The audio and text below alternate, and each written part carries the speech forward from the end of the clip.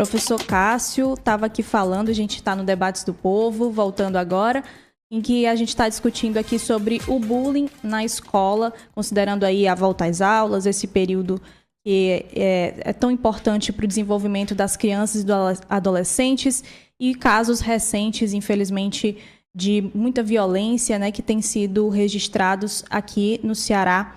Então, o professor Cássio, que é educador, estava comentando aqui o papel dos colegas e dos professores em casos de bullying escolar e como as nossas escolas têm atuado com protocolos ou procedimentos. Professor, por gentileza, pode continuar. Eu estava dizendo que a escola está preparada para identificar quando é um caso, quando é um fato. Ou seja, a escola, normalmente, ela consegue remediar uma situação. Sendo que o que importa mesmo é a escola conseguir ela fazer essa prevenção do bullying. Como que ela faz essa prevenção do bullying? Por meio de protocolos? Pode até existir, mas mais vale eu ter gente observando os alunos do que eu ter protocolo engavetado. Mais vale o teu professor atento na sala de aula e teu funcionário, que também é um educador, atento nos intervalos, na entrada e na saída dos estudantes.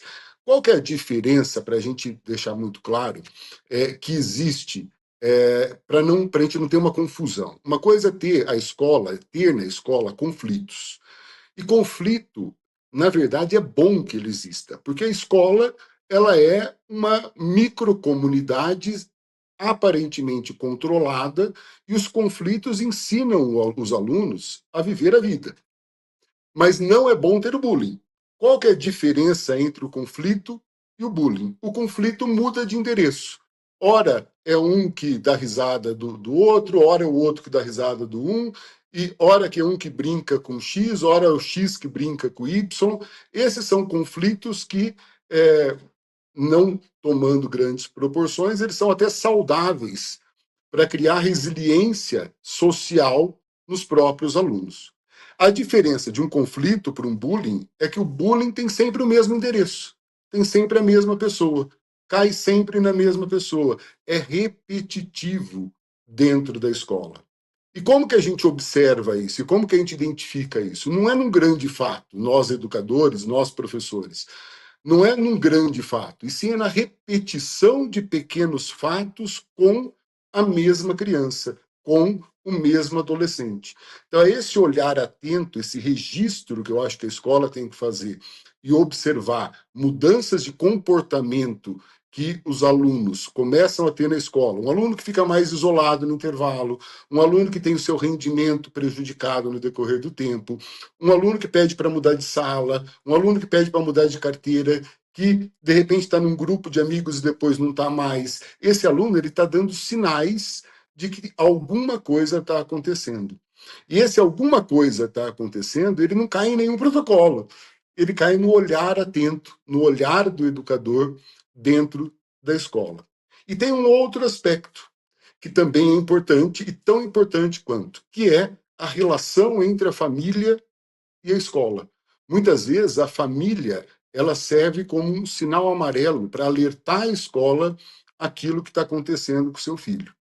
Só que quando a gente traz para o lado da família, precisa também de uma participação dos pais no intuito da família ter com o seu filho um espaço de escuta, ter uma leitura mais atenta dos seus próprios filhos. Porque o que o pai recebe em casa não são as 6 horas que o aluno viveu na escola. O que o pai recebe em casa são pedaços, são uma pequena fresta daquilo que aconteceu na escola. É uma palavra do aluno, do filho no carro, é um silêncio que ele escondeu, é um quarto que ele ficou um tempo a mais, é um amigo que ele não fala mais do amigo, é uma dor de barriga no domingo que não tem vontade de ir para a escola. São sinais que a família percebe em casa que podem fazer com que a família entenda que aquela criança está sofrendo bullying. Nenhum aluno chega em casa e fala, pai, estou sofrendo bullying. Ele sempre vai mostrando sinais. E esse é algo lento.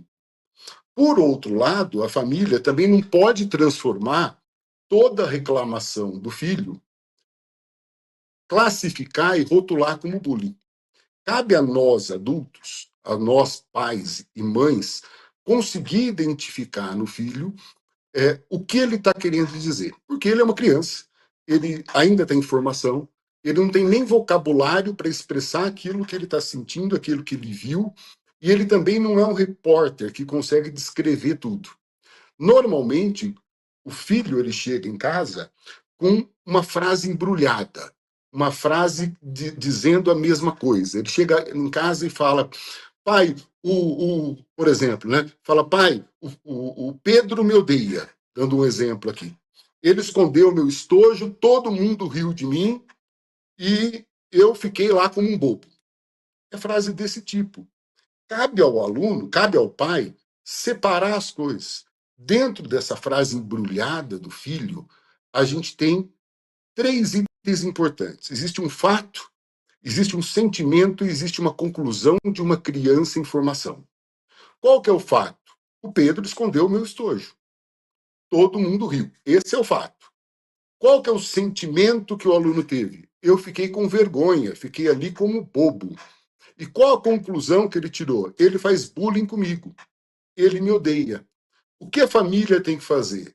Primeiro, acolher o sentimento, porque esse sentimento a gente não julga. Sentimento, ele ocorreu.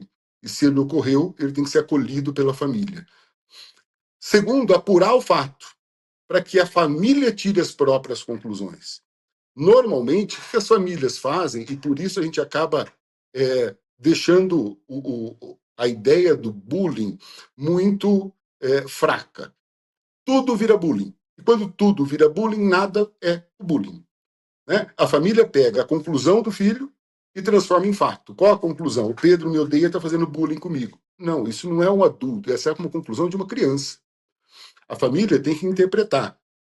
Ele tem que acolher o sentimento para manter o canal de diálogo aberto e tem que apurar o fato.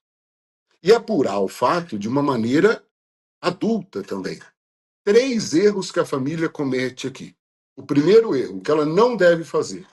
Primeiro, ela não deve falar com a criança que foi a agressora. Porque ali, só a altura já mostra ali uma incompatibilidade e uma injustiça com a própria criança. Não vou eu falar com a criança. O segundo problema, o segundo erro que a família comete é ligar para outra família, para a família do agressor. Porque aí, o que acontece? Vira 2 metades de uma mesma história, só que 2 metades armadas. 2 metades armadas não viram um inteiro, vira uma guerra entre 2 famílias. E também não deve colocar no grupo de pais ou no grupo de mães quando acontece alguma coisa. Por quê? Porque o grupo de pais vira um tribunal que não viu a cena, que não sabe o que está acontecendo. Qual que é a decisão adulta? Falar com a escola, falar com uma parceria com a escola. E não falar como escola no sentido de, olha, a escola errou e vocês são... Não, vamos fazer juntos, vamos observar juntos. Escola, estou sentindo meu filho estranho, estou sentindo meu filho diferente. Escola, daria para você observar o que está acontecendo aqui? E um detalhe importante, marcar uma data de retorno. Porque muitas escolas se reclama, entra por um ouvido, sai pelo outro. Então, até quando você vai observar a escola, até quando você vai observar e quando nós voltamos a conversar para fazer uma análise de adultos juntos sobre esse problema que está acontecendo aqui com meu filho. Então, o que mais resolve identifica a diferença entre um conflito, que é um episódio único, de um padrão, que é o bullying, é a parceria família-escola. De um lado, os educadores, com uma observação clínica, uma observação apurada sobre o que está acontecendo com os alunos. Por outro lado, a família mantendo o diálogo aberto com o seu filho, para que ele sinta vontade de falar, os dois juntos tentando resolver o problema. E aqui tem um outro ponto muito perigoso. Na nossa época de aluno, batia o sinal e acabava ali. Hoje em dia, isso vai para a internet, isso vai para os grupos, isso vai para a rede social, isso vai muito mais longe. E a grande arma que o mundo virtual tem é o silêncio da criança. O mundo virtual do cyberbullying tenta fazer a criança ficar quieta, tenta fazer a criança não contar. E aí que mora o perigo. E aí que ocorre os grandes casos de suicídio infantil e tudo mais. Por quê? A criança fica quieta, não conta para os pais, começa a ser ameaçada, começa a fazer os tais desafios, e aí isso tudo se transforma num grande problema no final. Então é muito importante que os pais mantenham o canal aberto para diálogo com seus filhos. Não julgar de maneira antecipada e não esperar para tomar uma atitude depois que já se transformou num bullying e teve efeitos na própria criança. Perfeito, professor Cássio, muito obrigada.